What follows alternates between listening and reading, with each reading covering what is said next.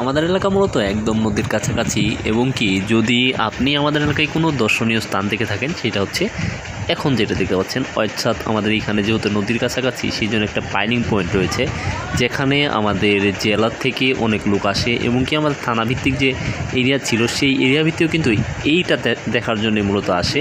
এবং কি আপনি এইখানে আমাদের এলাকায় আসলে আরও অনেক কিছুই দেখতে পারবেন, যা একদম অতুলনীয়, একদম সুপার সুপার সৌন্দর্য রয়েছে এখানে। যমুনা নদী, মাছ মারা, এবং কি আরও আশেপাশে যা আছে সবই কিন্তু অসাধারণ অসাধারণ ভিউ দেখতে পারবেন আপনি। এই যে দেখতে পাচ্ছেন ছোটো নদীতে মাছ ধরছে, এবং কি ওই পাশে যা দেখতে পাচ্ছেন, এগুলো মূলত আমরা এখন চলে যাচ্ছি।